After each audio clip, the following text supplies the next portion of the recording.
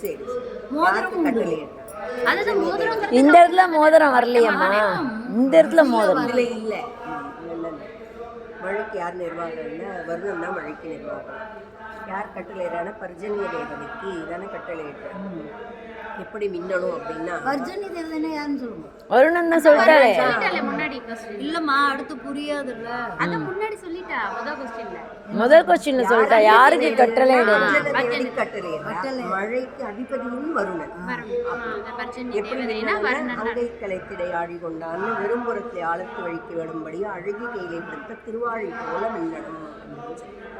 எப்படி அதிரணும் அப்படின்னா பாரத யுத்தத்துல போல ஒரு கால் அருந்து விட ஒண்ணாது நாங்கள் வாழும்படி நின்று முழங்கும். அதிர்றதுல மழை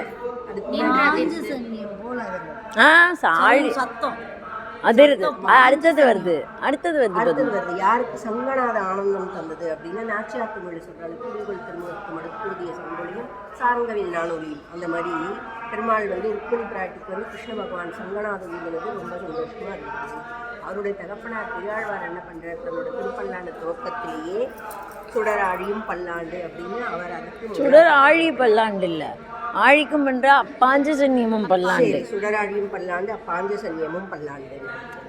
எப்படி மேகம் இருக்கணும் அப்படின்னா பிரளயகால எம்பெருமான் போல கருத்த நிறம் கொண்டு மேகம். ஊழி முதல்வன் யாருன்னா ஸ்ரீமன் நாராயணன் தான் ஊழி முதல்வன்.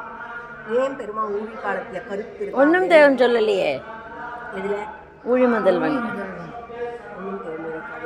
சரி நாம சேர்ந்து சொல்லிக்கலாம்.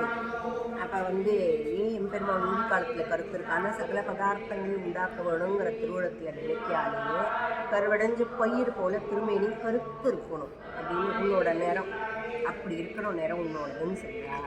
அடுத்து எம்பெருமானின் தோல் எப்படி மங்களாசாசனம் பண்ணா அப்படின்னா எம்பெருமானோட தோல் அழகை ஈடுபட்டு சுந்தரத்தோளுடையான் சோழலில் நின்று சொல்லிடுங்களோ அப்படின்னு ஆச்சியார் அப்படி மங்களாசாசனம் பண்ணியிருக்கா. இப்படி மழை பெய்யணும் அப்படின்னா பெருமாள் கடாட்சப்பட்ட ஸ்ரீசார்ங்கம் சரபிருஷ்டியை பண்ணாலும் இருக்கும். அதை போல சார்ங்கத்தை போல சார்ங்கம் வில்லாண்டான் தன்னை வில்லிபுத்தோர் விட்டு சித்தன் சொன்ன அந்த இது போலன்னு சொல்லலாம்.